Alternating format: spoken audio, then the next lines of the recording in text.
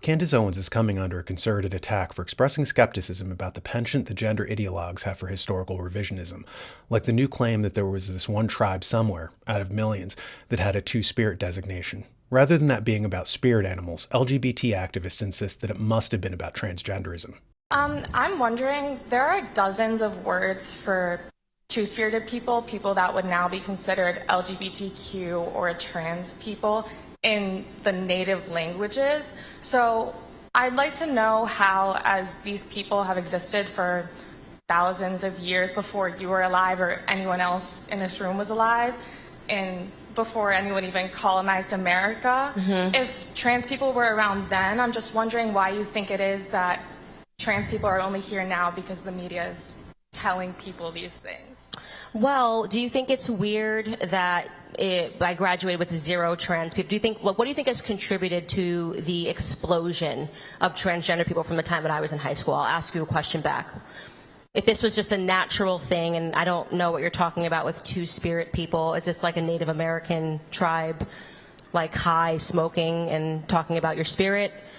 I'm asking you seriously, because when I think of Native American tribes talking about their spirits, I know that they used to smoke a lot, they used to do drugs, they also were cannibals who used to eat people, so I don't know if we should be taking our cues from cannibals.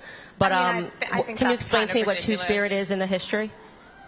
They're people that would now be considered trans people, people that did not feel that they fit What the part, binary though? gender. Native Americans? I'm asking you. Yes, I'm telling you that not only in one Native American tribe, but in multiple tribes, there were dozens of terms that referred to people that would now be considered trans, and that was hundreds of years ago. So I'm just wondering why you think that people are only trans now because the media is telling them to be. Well, I told you, because of the proliferation. So you can't just go from having 0% to suddenly 25% Right, but what of I'm people. saying is that these people were around Yeah. for thousands of years. Well, what you're saying is that some Native American tribes had people that would be considered trans today, People that something that we were can't fact check trans. because they're dead. It's Ed Krasenstein said, Candace Owens literally tried to deny history.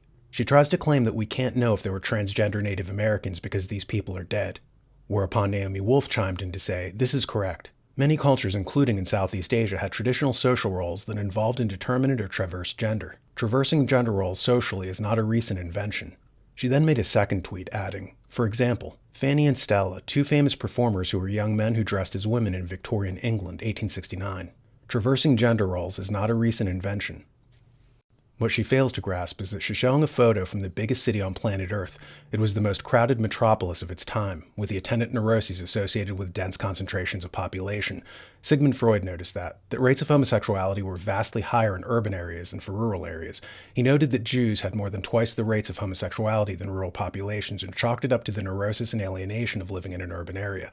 Zoologist Desmond Morris, who wrote the bestseller The Human Zoo, which documented this phenomenon, highlighted the toxic effects of urbanization on the human psyche. Sexual dysfunction and homosexuality were vastly higher in urban areas than in rural populations, and he said it was analogous to animals in a zoo. While in the wild, no evidence for homosexuality could be identified. They would, however, manifest neurosis and homosexuality behind bars, like in prison settings. This same phenomenon was observed by social scientist John Calhoun, who did the famous mouse utopia experiments. He wanted to see what would happen when mice were forced to live in a socialist environment, so he gave them all the food, water, and shelter that they could ever want without hunting. He crammed them into a high population density zone, a mini-city. The experiment was run over 2,000 times and ended the same way every time. Once the population density hit certain limits, the mice would develop neuroses, like psychopathic random attacks on each other. Some would narcissistically groom themselves in front of a mirror all day. These he called the beautiful ones. Others turned to homosexuality. Eventually, the colony dies out as males and females stop breeding. Homosexuality and transgenderism are highly correlated with population density pressures. People stop breeding when there appears to be too many individuals about, which is why, just as in ancient Sodom, the behavior is equated with cities. Hunter-gatherers do not have population density issues. One would need all of Manhattan Island to support a band of a mere 50 hunter-gatherers. They have extremely sparse populations. I'd be interested for Mrs. Wolfe to provide some examples of ancient hunter-gatherers who behaved like her late 19th century London performers.